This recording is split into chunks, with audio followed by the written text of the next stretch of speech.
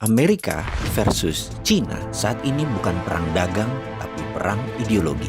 Jadi janganlah melihat Amerika dan Cina bersih tegang, kemudian pejabat negara berkomentar, oh itu cuma perang dagang dua negara, gak banyak pengaruhnya buat Indonesia, kita cari negara lain selain mereka.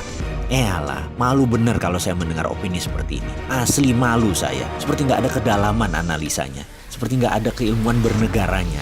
Ambil gampangnya saja, toh rakyat gak banyak ngerti urusan beginian. Sebentar om, hati-hati ngomong begitu. Semua bisa berubah dalam hitungan bulan, bukan tahun. Kembali ke persamaan level playing field, kesamaan cara bermain yang sedang Amerika tekan Cina ini. Apa yang mau disamakan? Ideologi Amerika adalah demokrasi. Ideologi Cina adalah komunisme. Amerika adalah swasta murni atau disebut market driven. Cina adalah government driven cara mengelola ekonominya. Amerika adalah kapitalisme, China adalah state capitalism. Ini level playing field, beda banget. Amerika ingin menerapkan demokrasi sebagai landasan berdagang dan menggunakan alat penekan tarif masuk tinggi. Saat ini terlebih dahulu terhadap China. Amerika sangat anti dengan state capitalism karena untuk menegakkan state capitalism harus menggunakan state authoritarian atau menggunakan kekuatan pemerintah represif tangan besi, menekan pasar, menggunakan kekuatan negara seakan menjadi fasis sehingga pasar bebas seakan tidak ada. Itulah kapitalisme melihat state kapitalisme, melihat negara berbisnis berbasis BUMN. Gaya heavy on government dan less to private atau semuanya pemerintah dan kurangnya peran swasta adalah ideologi yang harus diterapkan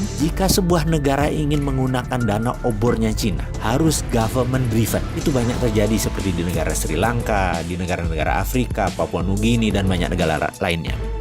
Framework demokrasi ekonomi dan state-driven ekonomi itu dua ideologi berbeda yang menjadi titik awal perang dagang. Ini perang baru dan senjatanya bukan bedil, tapi saat ini diawali dengan perang tarif dan perang dagang. Lalu bagaimana melihat perang ini bagi Indonesia dan bagaimana solusinya? Biar gampang, kita mau melihat negara mana yang melakukan state capitalism, yaitu jika mau masuk sebuah negara mereka minta government guarantee. Negara mana yang menggunakan swasta pada saat deal B2B, tapi senatornya, presidennya ikut menekan sebuah negara, ya. Itu kita harus mencurigai apa negara tersebut. Jadi Indonesia sekali lagi, ke depan bagaimana? Kalau saya secara pribadi, saya anti pasar bebas kapitalisme. Semua sahabat saya tahu bahwa saya anti state capitalism. Jadi saya anti Amerika, saya anti Cina, saya anti IMF, dan saya anti obor. Lalu ideologi bisnis saya apa? Ideologi bisnis saya adalah ekonomi Pancasila. Apa itu ekonomi Pancasila? Ekonomi Pancasila adalah ekonomi berbasis